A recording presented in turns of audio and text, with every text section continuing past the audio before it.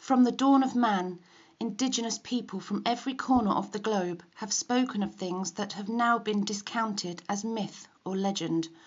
Things they saw, lived alongside by, were looked upon as deities or worshipped by gods.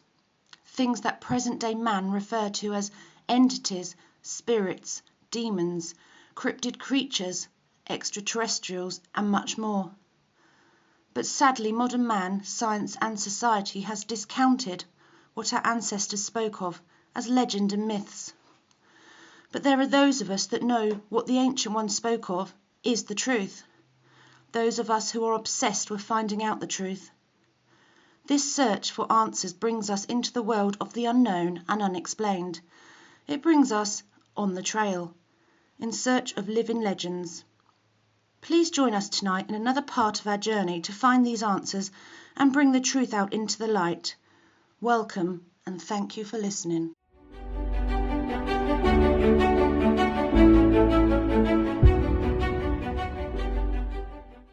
Hey, welcome everyone to another edition of On the Trail in Search of Living Legends. I'm Jeremiah Fountain, your host. I've got my brother and co-host here with me, Mr. Nick Valenti. We got a great guest for you tonight. Awesome guest, actually. I've interviewed this gentleman in the past. He's legit. He knows his stuff, and he's had some cool things happen. Nick, you want to tell us a little bit about it? Yeah. First, I want to say hello to everybody. And today is June 1st, 2025. Got that one. And with us tonight, we have Abe Sias. And Abe is from Texas, Central Texas. That's where he's coming at us right now. Abe's had a lot of years in paranormal cryptozoology. He's been all over the world. And Abe, how you doing tonight? Good? I'm doing great, brother. I'm doing good. It is good seeing you again. It's been too long. Yes, my name's Abe Sias. Live in Central Texas right now. I did 10 years in the military, so I've been just about everywhere. Being in the front as a tanker, I've been everywhere. Any kind of environment you can think of, woods, desert, where there's ice, below zero. I've been in all those kind of temperatures, in which I've seen a lot of things that are out there. Yeah. Did that start you off like in cryptozoology, or did you do that before you went into the military? What started with me, brother, it was more of a spiritual thing. Things dealing with medicine women and stuff like that. That opened me up to certain things that I was able to see things after something that happened to me when I was 3. I mean, if you allow me to share that story real quick, I can share it. Absolutely. It's just dealing with my brother he's 2 years older than me, and he had high fevers. He was hallucinating, seeing snakes and spiders, and they couldn't find a cure for him in the States. So there was a medicine woman in Tamaulipas, Reynosa, that she said that you could heal him, but the deal was that if she healed him, that I would have to stay with her for a couple of months. So that's exactly what happened. We went down there. I was just a kid, but I remember, it was a green Impala my aunt had, and it was my mother on the passenger side. And we got there. The medicine woman, she was an old lady, probably like in her late 80s, very old. She wore the white garment and the bullets like in the times of Pancho Villa. She had a patch in her eye. She walked with a limp. And she see my brother, and she healed him automatically. Like, she brought him into this. It was like a hut with a dirt. The floor was made out of dirt. Yeah. And she took my brother, grabbed this egg, and started rubbing it on him. And she cracked the egg. When she cracked the egg, there was this little black baby chick that came out with a broken wing and a broken leg, because my brother, fallen so many times, had like a limp on his leg, and his arm was kind of messed up from all the falls when he was hallucinating. So when the baby chick came out, my brother became normal. He was able to walk fine and the fevers and the hallucinations stopped. And I remember when they took them. After that, I stayed with her, and I witnessed her do a lot of miraculous works, healing people that would come to her because they were sick. She would heal with energy. I seen her put like barbed wire, glass, scorpions, snakes out of people's bodies wherever they were Yeah. sick. She would literally pull this out of them. Yeah. And at times I would see, what I call the DDN. I would see this dark shadow figures that look either demonic or slash like werewolf, like the shadow figure, the Yeah. like a dark uh disembodied form where they would come out of the bodies, and then she will command them to leave, but she couldn't see them. I could see them, and she would ask me if they're gone out of the thing. I would just point where they went out the hut, and then I would just go like this, and that's why I got opened up to all that. And after that, I was never the same, Yeah. when I Mm. came back to the States because I was open up to that early. Yeah. Yeah. No, if you So, weren't a believer then, that sure brought you around. yeah, I guess so. Wow. Jeez. Yeah. So going So, forward, I'm interested in Dogman, and Jay's a Sasquatch guy. When was your first experience with a Dogman? The first experience with a dogman that I had happened when I was 16 years old. I was going to my cousin's house, and I was walking down the block. It was like around 10:30 at night, and I could hear like those link fence. I could hear like somebody hitting the link fence.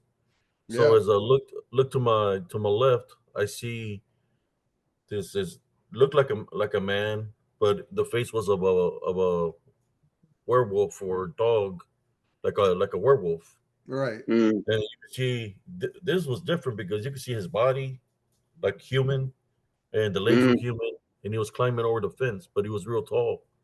So when holy I was shit. seeing that, I was like, man, what is this? And it wasn't no mask because he was growling and opening his mouth. This is in the like in 80, see, well, 16, like around 85. Yeah. So then I heard something in the alley to the right of me. The block, there's homes to the left and home to the right. And then when I look to the right, I see another one walking in the alley over there. But then there was another different kind of creature walking with it, which Huh. was a big old. It was huge. It was fat, but he had a face of a pig, Holy. right? So it Jeez. was these two werewolf-like creatures that had a face of a werewolf, but the body of a human. And there was another one that looked fat like a pig, but it was walking on twos, and the Yeah. face of a pig. So the next block over, the church was there. So the Catholic church, if whoever knows Catholics, they have the house of the priest right beside it. Yeah. So I right. went The banging on the rectory. house of the priest, and I was making all kind of ruckus, and because they were following me, and he opened the door and I said, "How can I help you, son?" And I told him, "I think something's following me."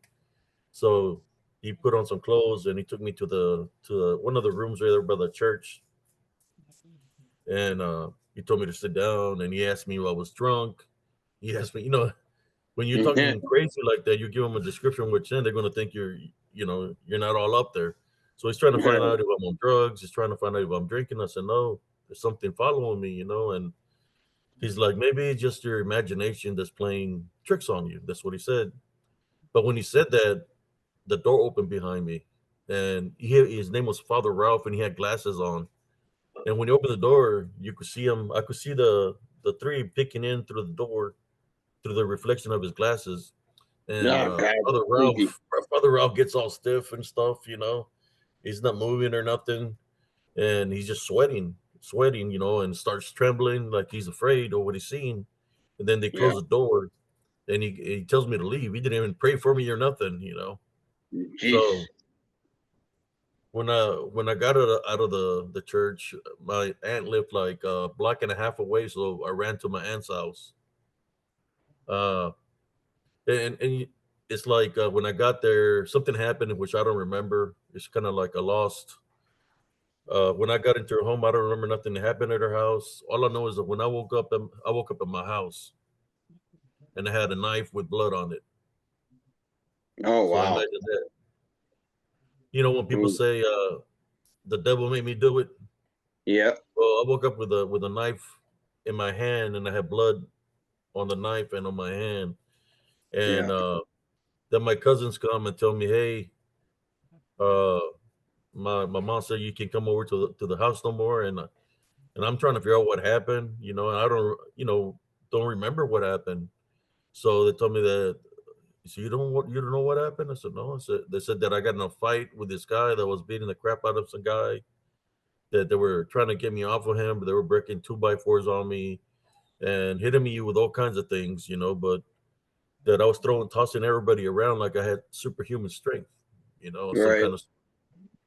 So, Like you had an attachment, uh, right? so then the guy that I beat up, he came by and he said that it was his fault because he said something negative to me, and I don't really remember, but I remember him saying something negatory to me, and this guy was black and blue, man, all over his freaking face. His body was all messed up, and I felt bad when I seen him, and I was like, man, I'm really sorry. I don't remember nothing, and he was like, no, it was my fault, but the way he was black and blue from the face and the bit, if he wanted to press charges on me, I probably would have been in jail. But thank God that he didn't press no charges on me. So then Yeah. I was trying to find out where the blood on the knife came. So as you start remembering, days can pass by, you start remembering little bits and little pieces. Then I remembered walking near the church again. I guess when I was walking home, I remember this little Chihuahua that belonged to this guy that worked for, that I worked we worked together at Walmart. I remember the little Chihuahua attacking me on the leg, and it was biting me on the ankle. And then next thing you know, I guess that's where the blood came from. Chihuahua. So when I was at work, my friend was trying to find out, hey, if anybody sees my little princess, that's what his name was. If anybody sees my little princess, can y'all please hold her for me? Let me know. She's missing. I don't know what happened to her. But as time went by, I remember what happened to her. And she's not Yeah. amongst the living. So, and what was weird about is, what was it that I seen? Was it something that was in the flesh, or was it something in the spirit? Because what happened to Right. me, it felt like something overtook me spiritually. You know, Sure. that was the It first sounds time I like. had an encounter, which was when I was 16 years old. And that happened in South Texas, in the small town of Raymondville, Texas. Hmm. Wow. That's some heavy duty stuff. Yeah, Now, yeah. When if when you don't have control of your yeah. body, that you don't remember what happened, man. I wasn't drinking. I was normal, just like I Yeah. overtook it by something, and uh, yeah, I was upset after that because it's like, I guess the opening was when the guy said something to me negative. That's whatever was around me, it's when I got attacked, overtook. Yeah. But I mean, when you see something and it's hitting the fence and it's making the noise when it's climbing over the fence, and it's growling, you're seeing it, you're like, man, this has got to be real if it's hitting the Right. fence and stuff, and it opens the door to the church, picks in, the priest sees it. And matter of fact, that Father Ralph requested to get transferred to another church. 2 weeks Yeah. later, he was gone. You know, Wow. Oof. So uh, progressing from that point on. but that was the first time. The first time that I had an encounter was when I seen something that looked like a werewolf. Yep. But it was like, the face was of a wolf, but the body was human like, you know. Human life was like skin, no hair. Yeah, yes, like it looked like a human body, like the neck Wow. had muscles, but it was very tall. I'll say Right. like how tall are those link fences? How tall were they? Like 6 foot, maybe 7 foot, Yeah, they or go 6 foot? 6 to 8 feet. Yeah, well, it was so tall that it could climb over it, like literally just climb right over it. It was Hmm. following me, Wow. climbing fence from fence to fence. You know, Yeah. Yeah. Wow. but that was the first time I had an encounter like that. That till this day, I can explain what is it that I witnessed. I know Father Ralph seen it, and it scared the well, I don't know, you can cuss in here, but it scared the hell out of him. Yeah. That Yeah. he requested to get transferred. He wanted that. He wanted out of there. Yeah. Definitely. He said, if they can come on holy ground, I don't want to be here. That's what he's probably saying. Yeah, you should have seen him, Nick. He was sweating and Wow. trembling and stuff because they were looking right at him, and I could see it through the reflection of it. Imagine a table and he's sitting right across me, Yeah.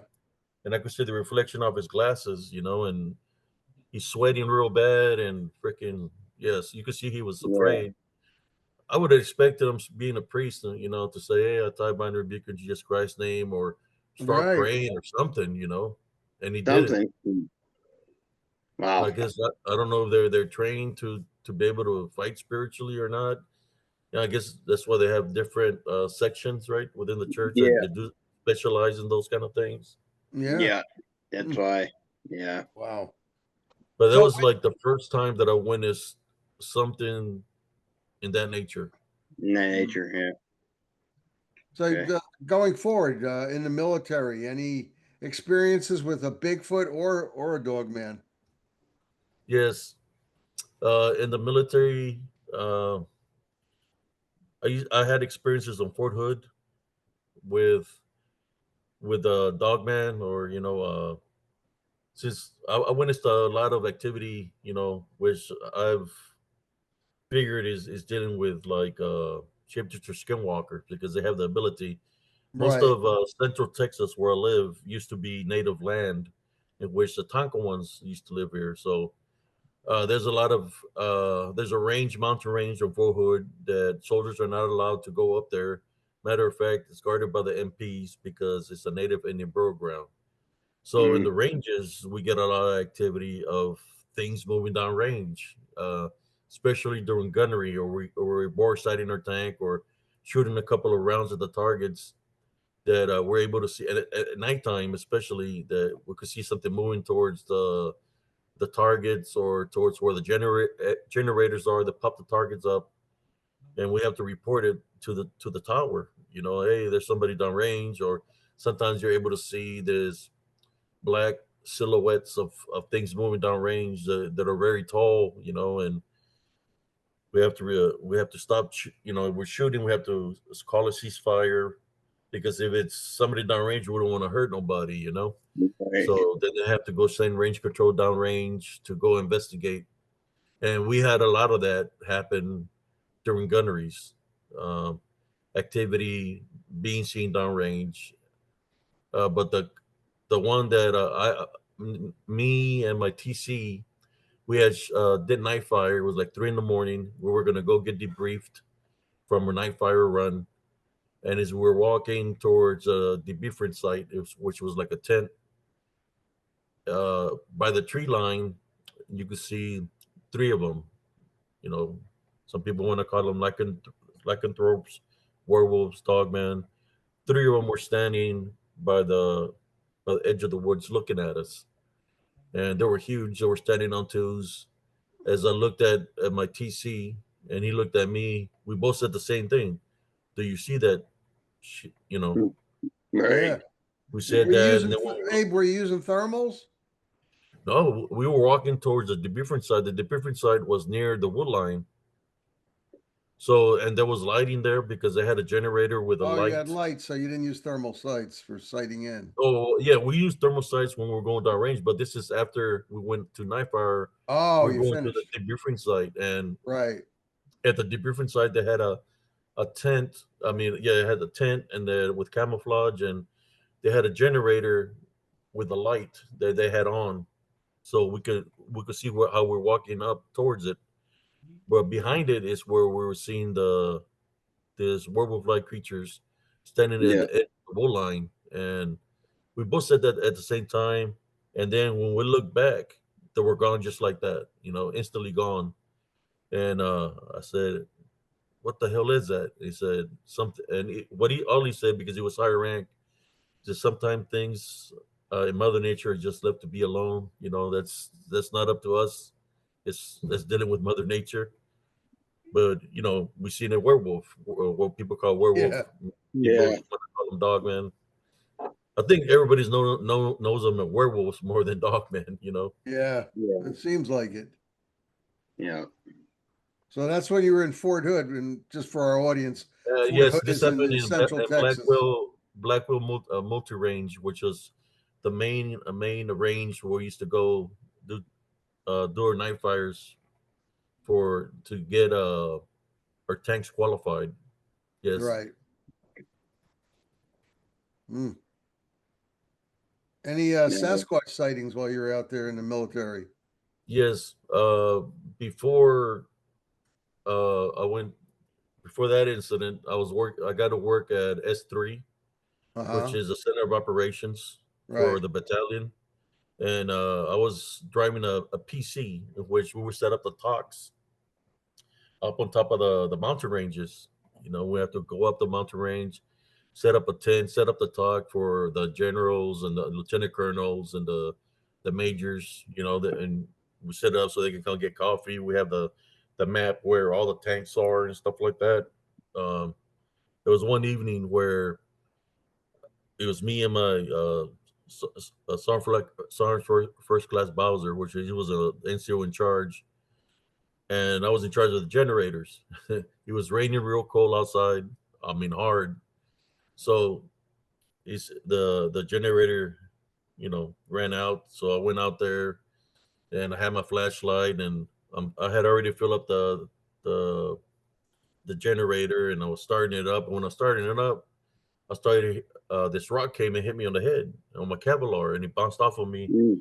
I look, thinking it's the NCO messing with me, but it's raining outside real hard.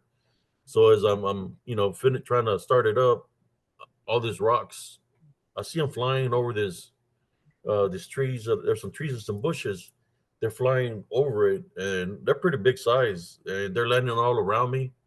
And I'm like, what the hell? I mean, I'm talking about like 10, 20 rocks being thrown at, like a, what do you call it? Like when they throw a barrage of, it's like a barrage of Yeah. rocks hitting me, Right. boom, boom, boom, boom. So I turn it on, I go back inside the tent, and I'm pissed off. And I tell the NCO, like, hey, why are you messing with me? But when I go inside the tent, he's all dried and he's got a cup of coffee, he's not, he don't got no wet weather gear or nothing, because it was pouring outside. And he's like, what are you talking about? So then the following day in the morning, because I had the night shift, I heard the sergeant major early in the morning, like 5:30. He's cussing. He's like cussing. You could hear him yelling. And we had another tent set up for where the soldiers that slept during the night, because they had the day shift. And I went over there to see what's going on. So as I'm going over there, the sergeant major's like, "Who was a sick that did this?" Right by the tent, there was a big pile of crap. I mean, I'm talking about huge. I've seen cow manure. I've seen Yeah. all that kind of manure. This was a huge pile. I'm talking massive pile. Huh. So I'm there looking at it, and it's like, sir, I don't think, I said, Sergeant Major, I don't think this is a person that did this. And it was like right by the tank. I mean, right by the tent. So he picked me to clean it up. So I had to shovel that. I was a lower Yeah. rank person. So the sergeant Right. major volunteered me to pick up the big old pile of crap. It was massive. So it made sense to me that there had to be some kind of Bigfoot activity that happened the night before, where the rocks hitting Yeah. me, and then they left I guess, something behind. I wish that I knew about like cryptids back then, but when you're doing your job, you just work it. I would have tried to get a sample out of that manure and save it Yeah. so people can investigate. But it was huge. Absolutely. It was not. It was Wow. no cow shit or nothing like that. It was. I'm talking about big pile. I'm talking about a pile that was like maybe 3-4 foot high off the ground. You know, that kind of a big. Wow. I'm talking about a big Sasquatch then, a 10-footer maybe. Woo. So then there was another incident where we was in charge of all the towers on Fort Hood. I was at Clabber Creek, and there was one called Pilot Knob, and we had to do radio checks every hour of the hour. So that was our mission for the weekend, you know, is to do radio checks and just be in charge of the towers.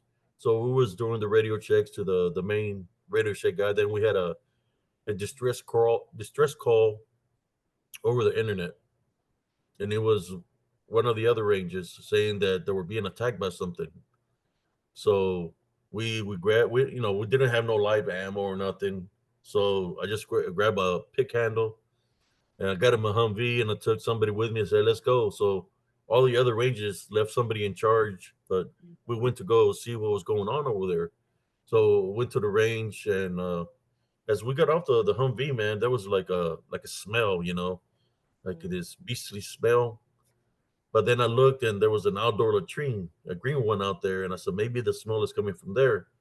So we walk all the way to the top of the tower, and the door's all barricaded, and they're like, "Hey, open the door!" And he's all scared. You know, the NCO that's there is all scared, and the sergeant in charge gets on him, open the effing door. You know, so he finally moves all this stuff off the door, and he's freaking trembling, real crazy, and he's lighting up cigarette after cigarette like they were cotton candy, like just sucking them up. And they were like, "Hey, calm down, you know, tell us what happened." And he's just all scared, and he said that he was going down to the bottom to go to use the restroom, and when he was walking towards the restroom, he said, "I seen him," and his name was Sergeant First Class White. Told him, "What did you see?" He said, "I seen him, Sasquatch, Bigfoot. He was standing right there in front of me." He said, then he started charging at me, and I ran up back to the tower. He said he ran to the tower, barricaded it, and when as he was running up to the tower, he was hitting the tower. The whole tower just vibrate, because he was Wow. hitting it strong. Uh, when he got up, that's why he barricaded because he thought he was gonna go up the tower, you know. But he said Yeah. he could feel the hit and the tower vibrate because it was strong hits. It was hitting it. Yeah. Uh, so he couldn't. He was so scared that they sent him back to the rear and replaced him with another NCO because he was like, I mean, you could tell he was scared that he witnessed something. I mean, he was pale from the face. He was scared, you know, shitless. So they sent him back to the rear and replaced him with somebody else. That's what happened to him. And of course, there's been a lot of other people that have experienced things out there, but that's what the things that I remember for Fort Hood, and you know those dark shadow figures. So I've seen another thing also that I've seen out there when people talk about cloaking. Um, Mm-hmm. we was at Clabber Creek, and they fixed our tank, and we didn't want to stay out there for the weekend, so we started driving back to the mortar pool. We're going down the tank trail, and we had our night vision on the driver because you're supposed to have your blackouts on when you're over the cattle guard. Is you got to have night your all blackouts. You know, like you can have no headlights or nothing like that. Right. So we're driving with our night vision. So I got him looking through the sights, and we're driving down the tank trail. And all of a sudden, from the left side of the road, we see this tall figure going in and out. Like they have a short circuit on their equipment or something because you could see like a spark, and then you could see different pixels going crazy. It passed right in front of our tank that the driver hit the brakes. And he's like, "Did you see that, Sarge? Did you see that, Sarge?" Because the driver has night vision also. So you say, "I seen that." I grab my pick handle, because we don't have no live ammo out there, especially when we're training. So I grabbed the pick handle, went to the front slope. I told him to turn on the headlights, and I'm looking, but the tank trails, they're so, because all the tanks go through there, that when you step on it, it's like nothing but dust. So if you move your leg, it'll just sink back in. So I couldn't see a trail of whatever it was that did that. I was trying to find a footprint. So I said, you know what? Leave the headlights on, drop your night vision, and we're just going to go with the hatches open to back to post.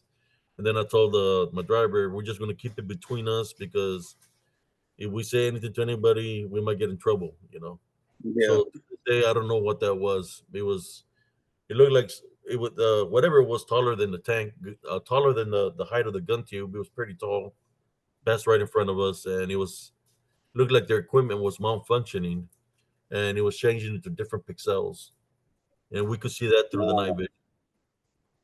That's Was it incredible. the military? Was it something else that is able to be around us in different pixelations? It's kind of like, it felt like to me they were trying to change the pixels to blend in with the environment. Right. Yeah.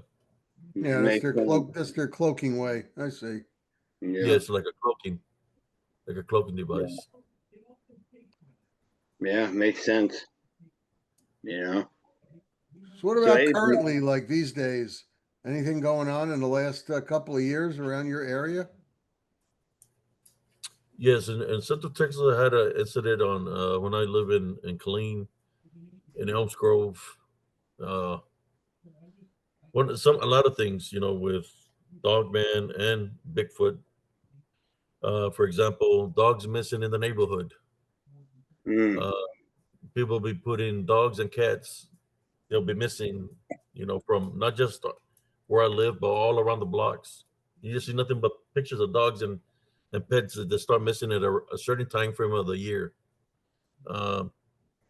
Sometimes I will find the tails of the dogs and the cats, but no bodies. There was times that I will find shredded bamboo by the park, where the picnic tables are, just nothing but shredded bamboo everywhere, shredded in little pieces. And I was trying to figure out what's doing that, shredding the bamboo that way.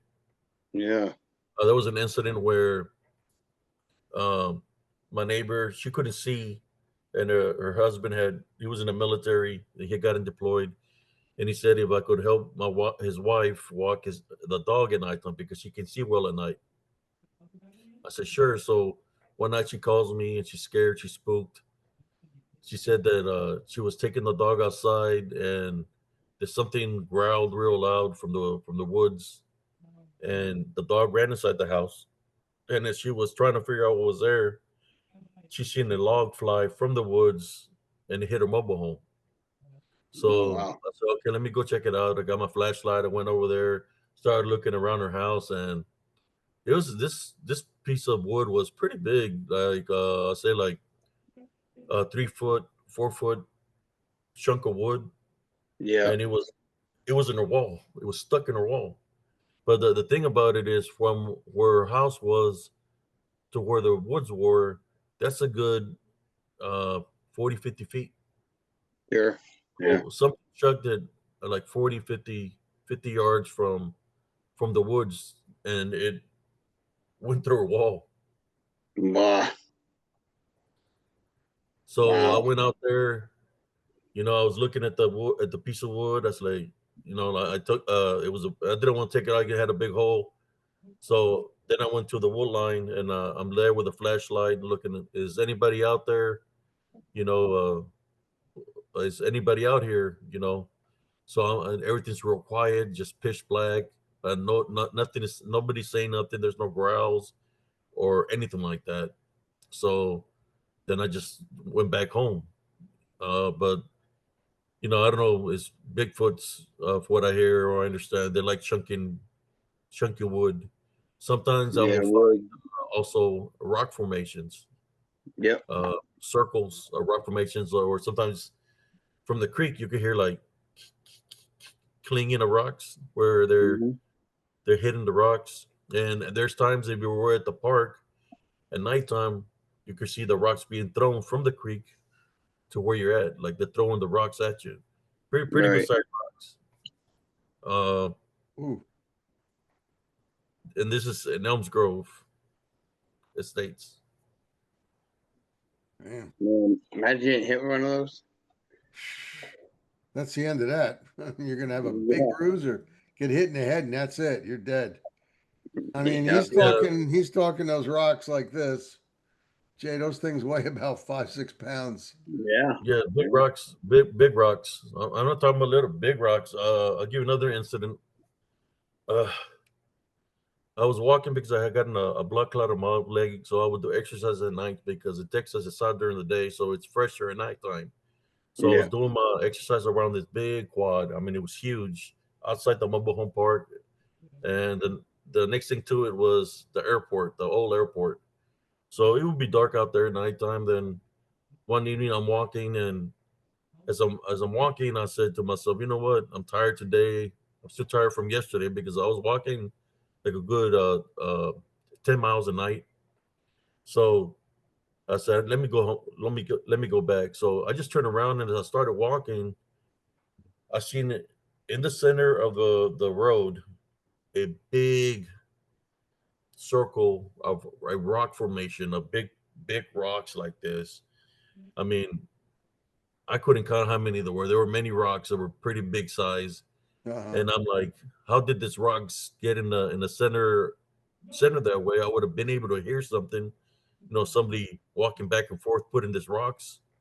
And there was a big circle of rock formation in the middle of the road. So I didn't go into the circle. I went around it, and I just went back to the house. I took it as a sign not to go near Further. it. Yeah. Yeah. Yeah. So there was Hey. another incident when I was investigating because my son had gotten lured into the woods during the day. He had gotten lured into the woods when I first moved in there. I like the area because there's a park, there's a swimming pool, and we live nearby it. That I would be able to take my son to the pool and to the park. Because he was young. He was like, uh, I think at the time he was like 3 or 4 years old. So that day, my friend had come over with her daughter, and they were playing in the park, and I was showing her the creek. Then all of a sudden, we don't hear him no more. So I go back out there, and I'm looking, and she's looking. We're calling their names. They're not responding. So I told her maybe they're on the other side of the park because there's two sides to the park. Went to the other side, we can find them. We go back and we're yelling for their names. And so maybe they're at the house playing video games. I go home, looking for him, and I can find him. My sister said that he's not there. So by then I said, you know what, call the cops, you know. So they're calling the cops. I go back to the park, and the sun is fixing to start setting. And I start praying, and I look and I see like the top of his hair because he was a tall boy sticking over like some brush over there, but in the woods. So I run over there and I find them near a big tree. They're like in a hypnotic state, and they got their eyes closed. And I'm asking them, hey, what are y'all doing here? Didn't you hear calling your name? But they're not responding to me. So I'm talking to them for about a good 2 minutes till they finally respond to me, and they said the men in black called us. That both of them said that at the same time, and they were standing by this old big tree. It was pretty massive, it was an acorn tree. That was in the middle of the woods. So they came to get them, and I go searching. I go searching for this men in black or a African American. I'm searching the woods. I go to the creek. I go to the bridge, to the highway. There's nobody there. So I remember the following day we went to investigate. I told my friend to bring a camcorder so we can capture him on camera. Then we can call the cops. That he's the one that lured her son to the woods. Because we're thinking it's a person.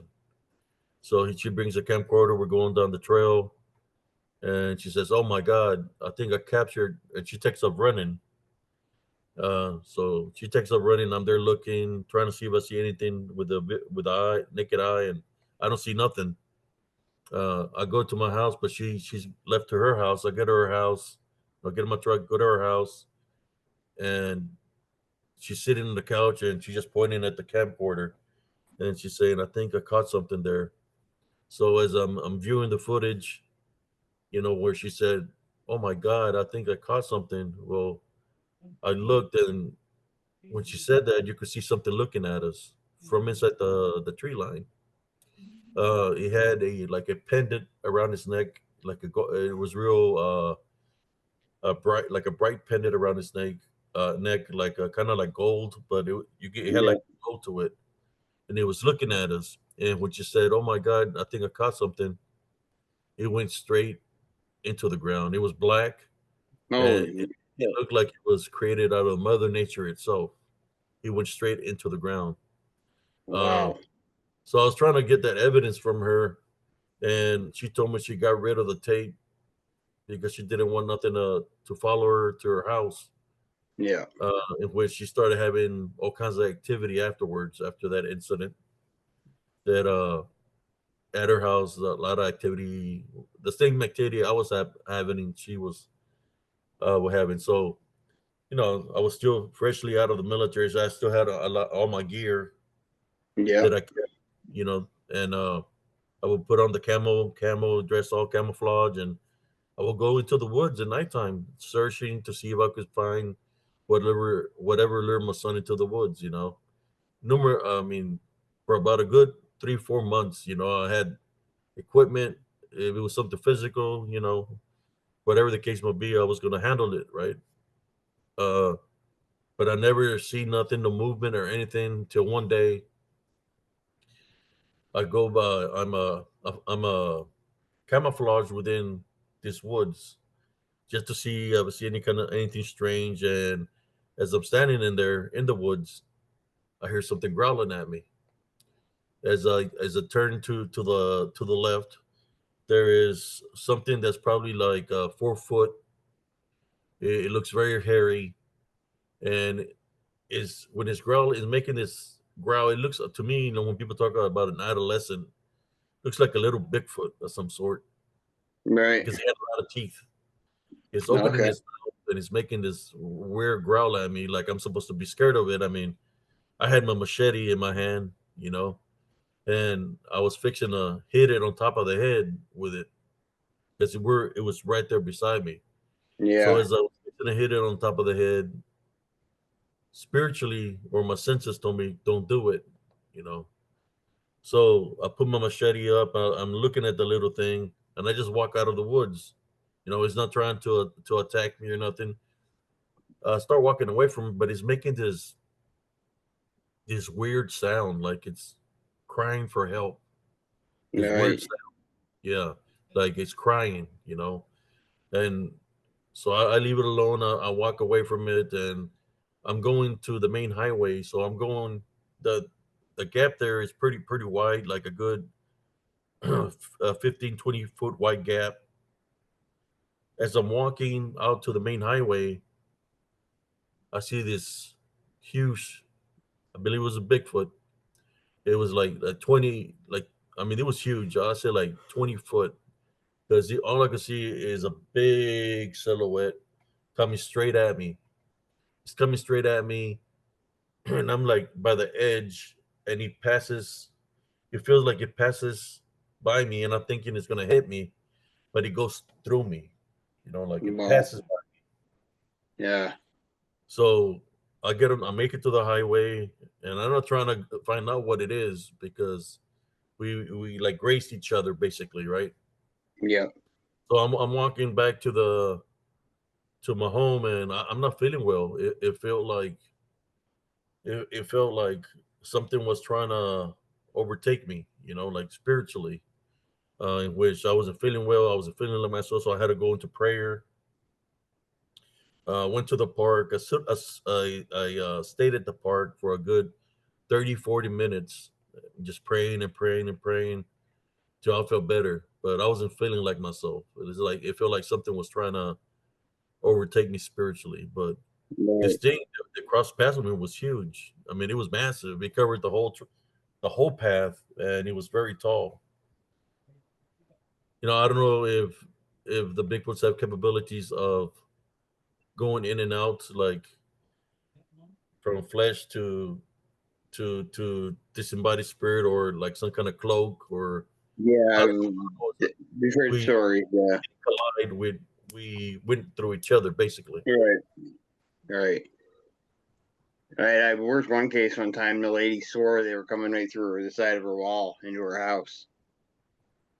So yeah, I've heard stuff like that before. It's interesting. Very Yeah, but interesting. it was pretty tall. The only thing, when you see them at nighttime like that, and you don't have like there's no lighting or nothing. Yeah. It looks like a big dark, like a shadow figure. That's what it looks like, a big Sure. dark silhouette. And when you're gonna when I bumped against it, I thought it was gonna hit me back, but it didn't. It went through me, but it affected me. I don't know if Yeah. they have the capability to affect people a certain way. When you hear about shapeshifter skinwalkers, or wendigos, or people that have that be out in the woods too long, they start having the form of wendigoism, where they start acting different, or they start thinking animalistic, or the eyes turn white, like a form of possession. That's what I would think. Well, that's Yeah. always happened to me. And I mean, I have been in the woods trying to find this thing that had lured my son. But after that, man, I put up my gear. I put up everything that I would take with me, and I put it up because I knew then what I was dealing with was something else. Right. Something something that I couldn't understand what it was. Right. Yeah. Wow. It That's happened in Elms Grove. A lot of accidents down that road too. There was a story where there was this Puerto Rican lady that would come get cigarettes from my sister all hours through the night, and one night she comes like around 11:30, asking for cigarettes, and my sister said, "I don't got any." She said, "Okay, I'm gonna go to the stores," and she would cut through the woods, right? mm, So she's cutting through the woods, and next thing you know, you just hear like boom, and hear all this sirens going off. So we go there to see what's going on, and this lady, I guess the truck driver said that he was driving, and she seen this lady just running, like she was running away from something, and jumped in front of his truck. oh my God. She died, instant death. He had Yeah. a semi. Yeah. So that's the kind of activity that happened there in Elms Grove. Plus, that's the Bigfoots that I witnessed. Then of course, we talk about Dogman. Yeah. Uh, when I first got there to the park, I had that incident with my son. So there was people that lived on the outskirts, like at the edges of mobile home park, but they still live within the mobile home, but on the outskirts. There was this guy that was always welding, right? He had a shed and he was welding all through, making spears and all this kind of stuff. And I would see him and I'll say, "Hey, how you doing?" Then one day, I just stopped and started talking to him. And he told me, I wouldn't be going out there at nighttime if I was you, because there's something out there. And I was like, "What are you talking about? There's something out there." I said, "Don't go out there. There's something out there. That's all I can tell you. There's something out there." So, I would ignore him. And the reason I would ignore him is because he was always smoking weed, right? Yeah. So I would say to myself, man, just is in his imagination, hallucinating. Uh, then as I kept on talking to him at nighttime, I said, "Look, he had a target set up by the edge of the wood line where he had bow and arrows. He had weapons too, but he had bow and arrows. He was create weapons where spears, Hmm. and he would use that as target practice." So you see where that where I got a set up over there by the edge of the woods. So that's where they come at nighttime. I said, "What do you mean they come at nighttime?" And he told me straight up. He told me werewolves. But I said, "What do you mean, wolves, coyotes?" I said, "No, werewolves. They come. and they stand right there by the edge of the wool line, and they're there, and then they come to my home, banging, trying to come in my house, trying to come in Oh through my the God. doors, through the windows, and I'm looking at them. I said, "You think I'm crazy, right? Because I smoke weed?" I said, "Well, I don't know, man." So come inside. I want to show you something. So I went inside his home. This guy, he had crosses on every doorway and window. At the same time, he had weapons on every window, every passageway, coffee table, weapons all throughout his house. And I'm talking about the weapons he was creating, guns, Yeah, rifle, weapons all in his house. So he basically was living in fear. And then he said, "You don't believe me that they come and bang on my wall?" So he took me to the side of the house, and you could see uh, dents. You could see scratches, all kinds of stuff. You know, um, and of course, even him showing me all that, I said to myself, well, maybe he just all in his mind. I don't know. Maybe what he's smoking is he adds something to it. That is making him right. these things are there. Yeah. Well, I had started having my own experiences. But by then he already moved, in which he was telling me the truth. He said that sometimes he would hear him underneath the roads, where there'll be growling and stuff underneath the Yeah. road. The roads in Texas, if you go into the sewer system, you could literally stand in there underneath in the sewer system. So he was saying that he believes that they live in the sewer system Wow. or Okay. underneath the streets. You could hear Huh. him walking and growling underneath the streets. There's when people go dogman werewolves. But he was right, yeah, and he was the only one that told me about this. There was this Philippine lady also that she would see me go into the woods because there was a trail, there was a shortcut that I crossed the bridge and go to the store. She told me, "Don't go into those woods." And if she was a Philippine lady, been living there for about 25 years. She told me there's something evil there. She said, "Do not go into those woods." And it's like there's a presence there that's evil. So I asked her, "Can you tell me what do you mean?"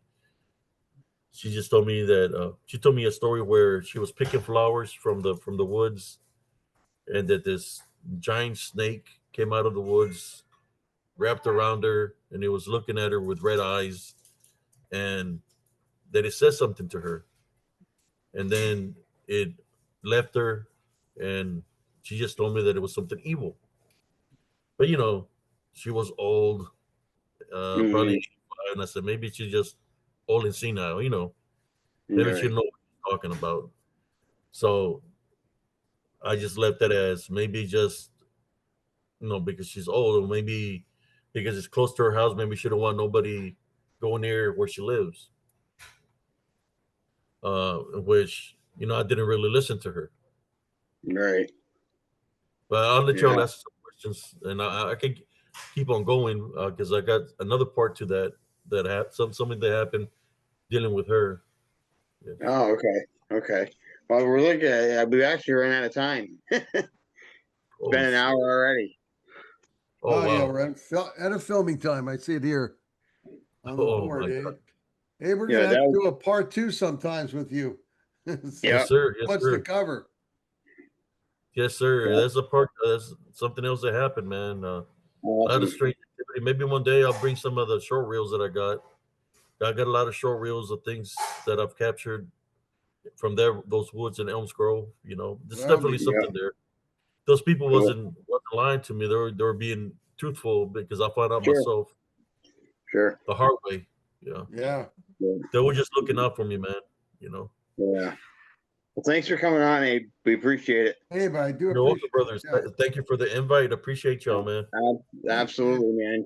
Hang on Anytime you wanna come over and share something on spiritual and cryptid encounters, you're more than welcome, brothers. whenever. Whenever No y'all doubt. want to talk about any topic, okay. Excellent. just let me know, Excellent. hit me up, and I'll have you on the show. All right, All right. brother. I'll Sounds be in good. touch during the week, Abe. Yep. Alrighty. Same here. All right, guys, everyone, thanks for tuning in. We'll be back next week with another great episode. Everyone have a good night. God bless. Stay safe, everybody.